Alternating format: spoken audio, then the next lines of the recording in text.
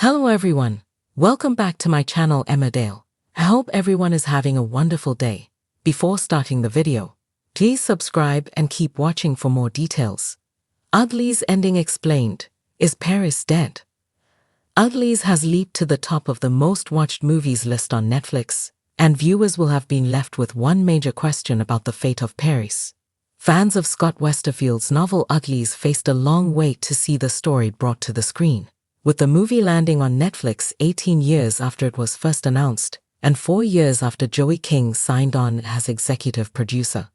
Uglies largely plays out exactly as fans will have imagined when reading the book, but it does make a notable change in the final act that will surprise fans.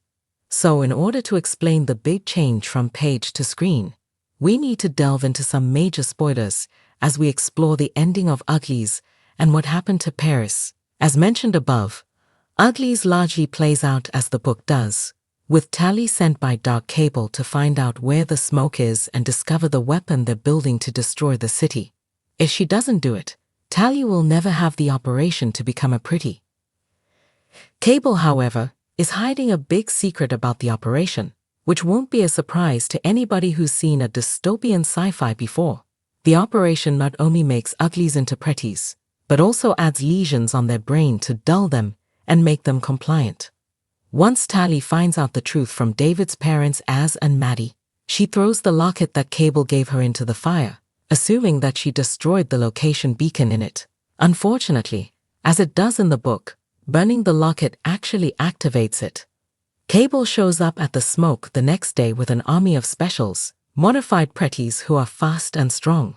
In a notable change from the book, Tally's friend Peris is made into a special earlier in the movie by Cable, and he's among the army that arrives at the smoke. Callie and David manage to hide as Cable rounds up everybody else, including his parents, in order to force Maddie into revealing where David is and all of her research into developing a cure for the lesions. Cable gets Peris to kill Az by breaking his neck. This is another change from the book, as while Az dies in the book too, he dies during an experimental brain surgery carried out by Cable to attempt to change his memories. Tally and David come up with a plan to rescue all the Smokies, including her friend Shay and David's mother, who have all been taken to the city to undergo the surgery. They arrive too late to save Shay though, who has already been turned into a pretty. Tally, David and Maddie are captured by Cable, but Croy arrives in a helicopter to set them free and destroy the lab. Before they escape, Maddie takes the nanosynth required for the cure to reverse the brain lesions.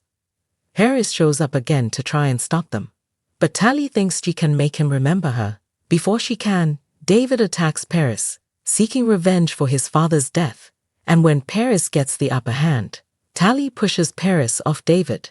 He falls over the edge of the roof, and as Peris clings desperately on, he looks at Tally and calls her Squint, his nickname for her. Peris then falls into the water below, his fate unknown. More on that in a bit. When they're all safe, Maddie reveals that she can create the cure now, but she'll need a volunteer. Shay refuses to be turned back into an Ugly, so Tally volunteers in her place. I'll be your test subject.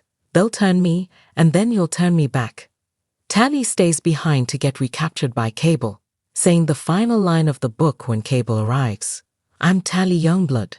Make me pretty. The movie then cuts to some time later with Tally in her new home in the city and has now been turned into a pretty.